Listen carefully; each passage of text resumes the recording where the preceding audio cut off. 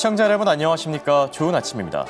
시장이 기다리던 경제 지표들이 대거 발표됐는데요. 결론부터 말씀드리면 상황이 그렇게 나쁘진 않습니다. 중요한 건 금리나 기대감이죠. 물가와 고용 그리고 소비 단에서 서로 엇갈린 흐름이 나타나긴 했지만 결과론적으로는 금리나 기대감에 긍정적으로 작용하고 있는 듯한데요. 미국 증시에서 불고 있는 금리나 훈풍이 국내 증시에도 고스란히 잘 넘어오길 기대해봅니다. 자, 그럼 마감 상황부터 바로 한번 확인해 볼까요? 밤사이 미국 증시는 주요 경제 지표와 연준 위원들의 발언을 주시하면서 일제히 상승했는데요. 빅테크 대장주 엔비디아가 흔들리면서 관련주들의 흐름이 어수선하긴 했지만 그래도 엔비디아의 약세보단 금리나 기대감이 더 크게 작용하면서 시장도 잘 버텨준 하루였습니다. 다우지수는 600포인트 넘게 오르기도 했고요. S&P 500 지수는 0.8%, 그리고 나스닥 지수도 0.4% 상승했습니다. 한편 고용시장에서 둔화 징조들이 나타나자 국채금리는 더 가파르게 하락했는데요. 특히 10년물 국채금리는 고용 둔화 우려 속에서 장중 한때 4% 아래로 떨어지기도 했고요. 또 통화정책에 민감한 2년물 국채금리도 3.4% 중반까지 밀려났습니다. 그리고 국채금리와 함께 달러인덱스도 동반 하락하면서 오랜만에 100 아래로 떨어졌는데요. 현재 러시아와 우크라이나의 평화협정 체결 가능성이 갈수록 커지고 있는 상황이죠. 간밤에는 트럼프 대통령이 종전 합의에 매우 근접한 상태라는 발언을 남기기도 했는데 해당 소식에 달러 인덱스도 99대에 진입한 모습이고요. 역외 시장에서 원달러 환율도 안정되면서 1,464원대에서 거래 중입니다.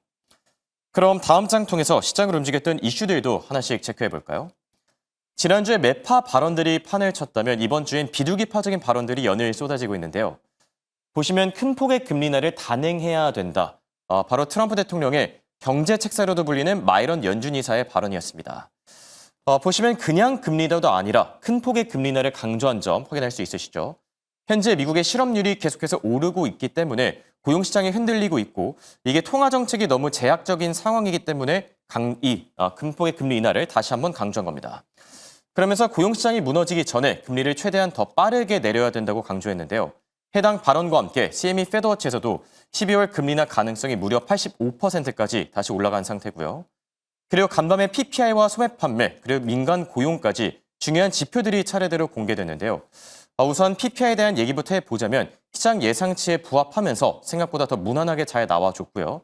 반면 소매 판매는 전월 대비 0.2% 증가하면서 4개월 만에 최저치를 기록했습니다. 특히 소매 판매 데이터에서는 경기 둔화 징후들이 발견되기도 했는데요. 물론 철저한 지표들이긴 하지만 그래도 미국인들의 소비 심리가 급격히 위축되는 건 아닌지 다음번에 발표될 지표들을 통해서 조금 더 예의주시하긴 해야 되겠고요. 그리고 ADP 쪽에서 고용 지표가 공개됐는데 주간 기준으로 13,000명이 줄어들면서 고용시장 둔화를 시사하기도 했었죠.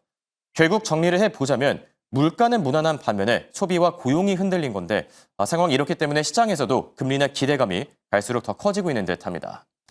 자, 이렇게 시장을 움직였던 이슈들 한눈에 정리해봤고요. 간밤에 엔비디아가 밀려난 반면 경쟁업체들은 일제히 올랐다고 하죠. 자세한 이야기는 김현사 아나운서와 바로 만나보시죠. 네, 간밤 미증시 종목별 흐름은 어땠을까요? 저와 함께 짚어보시죠. 일단 M7 기업들 상황부터 점검하겠습니다. 전체적으로 기술주가 오른 가운데 엔비디아만이 웃지 못하고 있습니다. 하나씩 이슈 체크해 보시죠. 엔비디아가 웃지 못했던 이유, 메타와 구글 때문입니다. 메타가 2027년부터 구글의 AI 칩을 도입하는데 협의를 했다라는 이슈가 나오면서 구글의 모의사 알파벳 같은 경우 1%대 올랐고요. 메타는 3%대 상승폭을 가져가는 반면 엔비디아는 3%대 떨어지는 모습을 보여주고 있습니다. 하지만 이런 엔비디아의 하락에도 CNBC 측에서는 주가 하락은 오히려 매수의 기회다라고 밝히고 있으니까요. 과연 앞으로의 흐름이 어떻게 될지 저희와 함께 계속해서 팔로우 해보시죠. 다음으로 애플입니다. 알파벳이 계속된 신고가를 경신하고 있는데 애플이 오늘 함께 신고가를 경신하는 모습을 보여줬습니다. 주요한 시장 안에서 캐파가 점점 커지고 있다는 보도 때문인데요. 미국과 중국 등 핵심 시장에서 신제품에 대한 판매가 전작을 능가하는 흐름을 보였다라는 보도 나왔다라는 점도 확인하겠습니다. 그럼 다음 장 통해서 히트맵도 열어보시죠. 오늘의 전반적인 상황입니다. 전체적으로 금리 인하에 대한 기대감을 가져가면서 초록불을 켜내고 있는 가운데 가장 빨갛게 짙은 빨간불을 켜내고 있는 게 바로 엔비디아죠. 오늘 기술주 전반적으로 상승세가 나왔지만 엔비디아 홀로 웃지 못하는 흐름을 보였습니다. 오늘 장중에는 6% 넘게 밀려나기도 했는데요. 전체적으로 보자면 11개 업종 가운데서 기술주를 포함한 3개 업종이 내려가는 흐름을 보였습니다. 하나씩 이슈 체크해 보시죠. TSMC가 인텔에 소송을 제기했다라는 이슈가 들려왔습니다. TSMC에서 21년간 근무했던 전 수석 부사장이 인텔로 이직하는 과정에서 기밀을 유출했다라는 이유 때문인데요. 앞으로 이 소송에 대한 이슈가 얼마나 길어질지 계속해서 지켜보셔야겠고요. 반면 어플라이드 머티리얼즈 오늘 5%대 올라가는 모습을 보였습니다. 유비스 측에서 매수로 상향하고 목표 주가를 285달러까지 올려잡는 모습도 보였는데 디램에 대한 투자 급증 전망에 전체적인 매수세가 강화된 것으로 풀이되고 있습니다. 다음으로 알리바바 같은 경우는 오늘 실적을 발표했습니다. 전체적으로 빠른 배송에 대한 서비스 확대와 클라우드 부문의 성장세가 뚜렷했다라는 보도가 나오면서 3분기 시장 전망치보다 더 올라가는 실적을 보였다라는 점 확인하겠고요.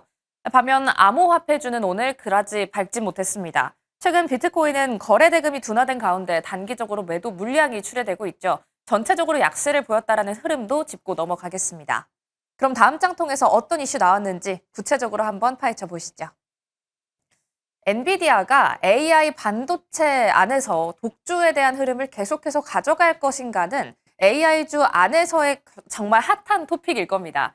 엔비디아가 지금까지 GPU로 벌어들인 돈이 얼마이고 또 이걸로 커져간 시총이 얼마일까요? 하지만 디인포메이션의 보도에 따르면 이 엔비디아의 독주 체제가 정말 깨질 수도 있다라는 균열의 조짐이 보이고 있습니다. 메타가 내후년이죠. 2027년 가동 예정인 데이터 센터에 구글의 TPU를 사용하는 방안을 검토 중이다라는 이야기가 나왔습니다. 내후년이라고 하니까 아직 약간의 시간이 있어 보이지만 내년에 대한 소식도 한 가지 들려왔습니다. 2026년에는 구글의 클라우드를 통해서 TPU 컴퓨팅, 연산 능력을 사용하겠다라는 이야기도 함께 나온 건데요. 어제부터 구글의 TPU가 계속 좀 대두가 되고 있죠. 어제 우리 국내 시장에서도 TPU 관련주가 활발하게 움직이는 모습을 보여줬는데 엔비디아의 GPU와 구글의 TPU는 어떤 점이 다를까요? 한번 비교해 보겠습니다. TPU 같은 경우에는 일단 가격 측면에서 GPU보다 약간의 메리트가 있습니다. 이 AI를 훈련시키는 데 들어가는 비용이 GPU 대비해서 한 80% 정도 낮다라고 하고요. 여기에 더해서 GPU가 갖고 있는 장점도 있겠죠. 엔비디아의 GPU는 엔비디아의 연산 능력 서비스 쿠다를 기반으로 광범위한 병렬 연산이 가능합니다. 그러니까 더 다각화된 측면에 쓰일 수 있다라는 거죠. TPU 같은 경우는 특정 작업에만 최적화되어 있다라는 부분 때문에 병렬 연산은 좀 어렵다라는 단점도 가지고 있긴 합니다. 하지만 시장은 구글의 TPU에 조금 더 초점을 맞추고 있습니다. 오늘 엔비디아 앞서 언급드린 것처럼 장중에는 6%대 낙폭 보이기도 했다라는 점 확인하겠습니다. 하지만 기술주 전반으로 엔비디아가 웃지 못했던 반면 엔비디아의 경쟁업체였던 AMD 환하게 웃는 모습 보여줬고요. 브로드컴 같은 경우에도 초록불을 켜는 모습을 보여줬습니다. 이렇게 경쟁은 점점 심화돼 가고 이슈는 쏟아지는 가운데 중심은 어떻게 좀 잡아봐야 할까요? 지금부터 바로 고민해 보시죠. 자, 이번엔 미국 증시의 핫한 이슈들 그리고 핫한 종목들 체크해보는 굿모닝 라이브 시간입니다. 도움 말씀에 타이거 인베스트 황윤석 대표와 함께합니다. 안녕하십니까? 안녕하십니까? 간밤 미국 증시가 또 시원하게 올라줬습니다. 다우지수의 상승세가 특히 눈에 띄었던 것 같은데 네. 한 줄 평부터 남겨주실까요? 그 AI 판도를 뒤흔든 구글의 네. 제미나이 있잖아요. 그래서 이 돌풍이 사실 지금 AI 쪽에서 합종 연횡이 일어나면서 예. 이제 빅테크들 간의 AI 전쟁이 벌어지고 있는 게 아닌가 저는 그렇게 보고 있습니다. 네. 엔비디아가 조금 흔들리긴 했지만 또 경쟁사들의 주가는 굉장히 좋았던 하루였었죠. 자, 그럼 이제 시장을 조금 더 본격적으로 들여다볼까 하는데 굿모닝 라이브 이슈픽 바로 보여주시죠. 자, 세 가지 주제가 올라와 있습니다. 쏟아지는 미국 경제 지표, 그리고 금리 인하 발판 마련, 여기에 S&P 500 약세 베팅 증가까지 이렇게 올라와 있는데요. 자, 셧다운 사태 때문에 지연됐던 경제 지표들이 이제 말 그대로 쏟아지고 있는데 지금 미국의 고용과 물가 그리고 소비까지 현재 괜찮은 상태가 맞을까요? 지금 사실 그 발표가 나온 게 9월 달 거거든요. 그래서 네. 이제 사실 철 지난 거를 지금 우리가 보고 있는 겁니다. 10월 달 그렇죠. 거를 봐야 되는 건데 그래서 지금 9월 달 PPI가 발표가 됐는데 에너지와 식품 가격 상승에 따라서 일단 상승한 걸로 나타났고요. 네. 9월 달 PPI가 전월 대비 0.3% 상승한 걸로 나타났는데 지금 연준이 주시하고 있는 게 사실 인플레이션 지표 중에 PC 가격 지수잖아요. 그래서 그렇죠. 거기에 영향을 주는 뭐 항공 여객 운송비, 그다음에 가정 건강 관리비 이런 것들은 크게 올랐는데 네. 뭐 관리비나 이런 것들은 좀 하락한 걸로 나타났습니다. 그리고 또 ADP 민간 고용도 발표가 됐었는데 일자리가 뭐 크게 감소한 걸로 또 나타났잖아요. 그래서 예. 고용 둔화와 소비 악화가 지속이 되고 있다 이렇게 보여지고 있습니다. 그리고 인플레는 상승하고 있는데 예상했던 것만큼 그렇게 강하지는 않았다라고 예. 말씀드릴 수 있겠고요. 그래서 전반적으로 살펴볼 때 금리 인하 기대감이 지금 계속 나오고 있는 게 아닌가, 더 강해지고 있다. 뭐 지금 CME 패드워치 쪽에서는 또 80% 이상을 좀 넘어가고 있지 않습니까? 그렇죠. 네, 그리고 지금 이 그 정부 연방 정부에서 발표한 지표 외에 보면 소비자 신뢰 지수가 발표가 됐는데 거기에 보면 11월 소비자 신뢰 지수죠. 그래서 예. 10월 달에 95가 나왔었는데 88.7로 크게 하락한 걸로 나타났다. 그래서 7개월 내 최저치였다 이런 얘기도 나오고 있는데 예. 그런 걸 보면 지금 소비 심리도 크게 악화된 걸로 나타나고 있어서 전반적으로 종합해 볼 때 금리 인하가 12월 FOMC 회의에서 금리 인하는 거의 뭐 확정된 수준이 아닌가 시장에서는 이렇게 보고 있는 걸로 네. 나타나고 있습니다. 네. 간밤에 발표된 주요 경제 지표들에 대한 분석 들어봤고요. 자, 그리고 12월 FOMC 회의까지 이제 한 2주 정도 남은 상태죠. 밤사이 금리 인하 기대감이 다시 한번 커졌다라고 하는데 네. 금리 인하와 관련해서는 연준에서 어떤 이야기를 들려오고 있죠? 그러니까 그 연준의 비공식 대변인이라고 하는 예. 월스트리트 저널의 닉 기자 있지 않습니까? 예, 그렇죠. 이 닉 기자가 얘기를 했는데 지금 연준 파월 의장은 그 내부 간의 분열에도 불구하고 12월 회의에서 금리 인하를 할 발판을 마련했다 예. 이렇게 분석을 하고 있습니다. 그래서 지금 내부 분열이 뭐 매파와 비둘기파, 중도파까지 해서 지금 상당히 갈려져 있는 상황인데요. 네. 그래서 지금 전반적으로 경제 지표를 보면 앞서도 말씀드린 것처럼 고용 성장은 둔화하는 반면에 물가는 여전히 높은 수준이다. 스태그플레이션 우려까지 나오고 있다. 예. 이렇게 볼 수 있는데 이 파월 의장 같은 경우는 전반적으로 보면 12월 금리 인하하고 내년 1월 이후에는 동결하는 전략이 지금 가장 유력한 게 아니냐 이렇게 지금 보고 있다고 합니다. 그래서 네. 지금 그 시장의 불확실성이나 뭐 그다음에 내부 갈등 이런 걸 본다면 앞으로 12월 이후에 동결 움직임이 더 강하게 나타날 수 있다 이렇게 보고 있고요. 어제 보면 이제 샌프란시스코의 연은의 이제 데일리 예. 총재도 이제 인플레이션 반등 위험보다는 노동 시장이 지금 우려스럽다 그래서 금리 인하를 지지한다 이렇게 발언을 하면서 네. 사실 그동안 동결파 이 매파들이 우세를 했었는데 그렇죠. 최근에 보면 뭐 스티븐 마린 이사, 윌리엄스 총재, 월러 이사 이런 네. 쪽이 금리 인하를 지지하는 쪽으로 선회하면서 지금 현재 보면 중도파를 제외하고는 금리 인하 움직임이 좀 더 강해지는 모습을 보여주고 있습니다. 네. 그래서 12월 인하에 대한 기대감이 오늘 증시에 3대 지수 상승에 반영이 된 게 아닌가 이렇게 보여집니다. 네. 보면은 약간 이게 뭐 짜고 치는 것처럼 한 주는 뭐 매파 발언, 한 주는 비둘기파 발언 이렇게 계속해서 혼재된 발언들이 나타나고 있는데 글쎄요. 고용이냐 물가냐 파월 의장의 고민이 조금 더 깊어지지 않을까 생각이 들기도 하고요. 자, 그리고 지난주에 월가에서 풋옵션, 그러니까 이제 하락에 베팅을 하는 포지션이죠. 네. 풋옵션 물량이 크게 늘어났다라고 하는데 트레이더들이 혹시 강세장보다는 약세장 쪽에 베팅을 하는 걸까요? 이게 제가 보기에는 지금 뭐 대형 투자 은행들의 증시 전망은 여전히 네.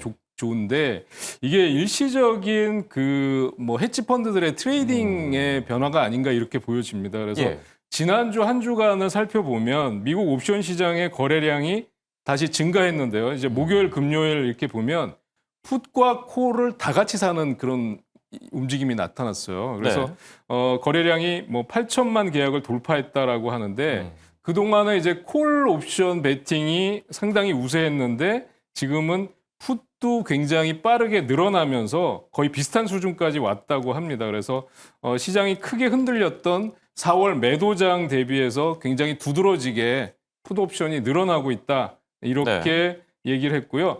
또 시티그룹에서는 지난주 이제 미국 시장에서 S&P 500 쪽에 그 숏 공매도 포지션이 크게 유입이 됐다는 점, 이래서 포지션 약화가 나타났다는 점을 지적을 하고 있는데요. 예. 제가 보기에는 이게 12월 금리 인하에 대한 불확실성이라든지 아니면 AI 쪽의 그 거품론 이런 것 때문에 예. 일시적으로 이제 숏이나 풋 쪽의 흐름이 그 유입이 늘어난 게 아닌가 이렇게 보고 있습니다. 네. 자, 그리고 방금 전에 실적을 발표한 기업들도 있는데요. 간밤에는 델 그리고 또 오토데스크가 실적을 발표했죠. 우선 결과부터 말씀드리면 나쁘지가 않습니다. 우선 델 테크놀로지 EPS가 예상치보다 높게 나오면서 현재 시간 외 거래에서 2%를 뛰고 있고요.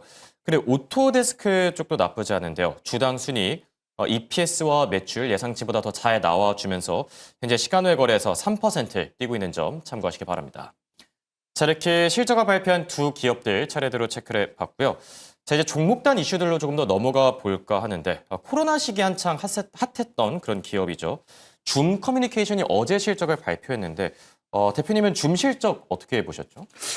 지금 그 예상외로 실적이 굉장히 잘 나왔어요. 그래서 지금 보면은 이 줌 같은 경우에 이게 사실은 코로나 팬데믹 때 이게 재택근무가 되면서 이제 화상회의 관련된 툴을 하는 회사였잖아요. 그래서 이게 지금 시점에 이게 맞는 건가라고 생각이 들 정도였는데요.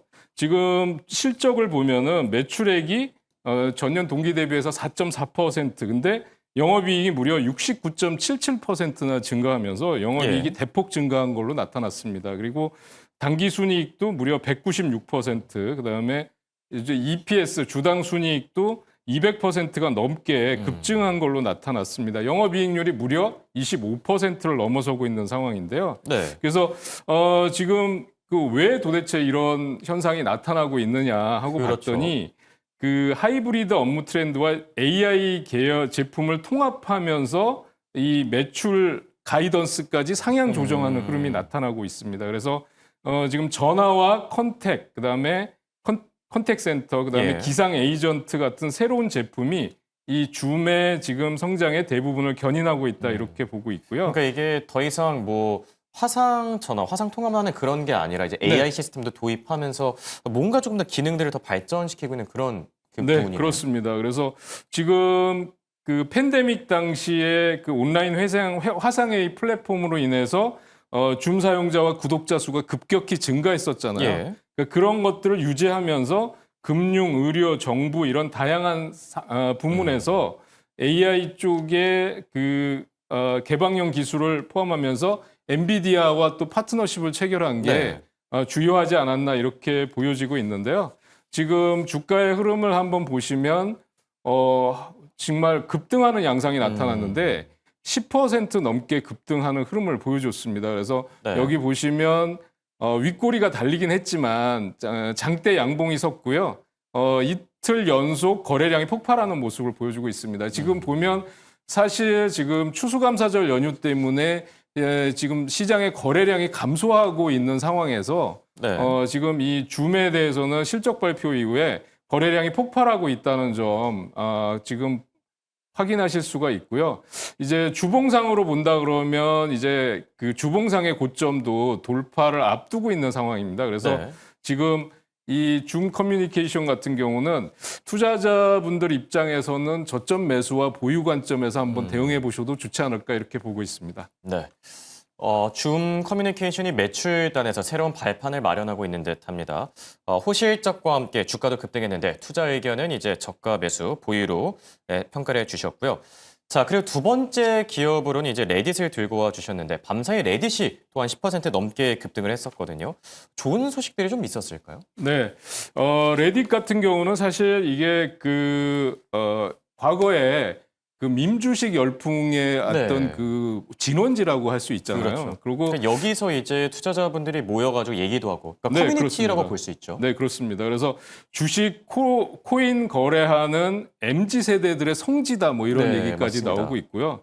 지금 비트코인이 9만 달러를 못 넘어가고 있는 상황에서 그 지금 온라인 커뮤니티를 형성하고 있는 레딧의 주가가 급등했다는 것도 사실 좀 뜻밖이다 이렇게 말씀드릴 수 있을 것 같아요. 그래서 지금 이게 시장의 새로운 트렌드로 잡혀가고 있는 게 아닌가라고 생각이 되고요. 실적 발표를 했는데 지금 매출은 68% 전년 동기 증가한 걸로 나타났고요. 역시 주당 EPS도 400% 급증한 걸로 나타났고 순이익도 역시 마찬가지입니다. 글로벌 네. 일일 활성자 수가 중요한데요. 전년 동기 대비해서 19% 증가한 1,160억 명이다. 또 이렇게 나타나고 있고 글로벌 사용자당 평균 매출 이런 것도 중요한데 이게 5.04달러로 41% 네. 증가한 걸로 나타나고 있다. 그래서 전반적으로 이런 수치들이 전년 동기 대비해서 굉장히 크게 증가한 걸로 나타나면서 지금 대형 투자은행들은 목표 주가를 높여 잡고 있습니다. 그래서 네. 지금 290달러, 250달러에서 300달러까지 높여 잡고 있는데요. 지금 현재 오늘 주가 마감이 217달러니까 만약에 이 투자은행 그 예상치대로 한다면 추가 상승 여력이 적어도 30%에서 50% 이상 그렇죠. 있다고 보여지는 겁니다. 그래서 지금 상황에서 차트를 한번 보신다면 지금 여기서 장대 양봉이 솟았거든요. 네.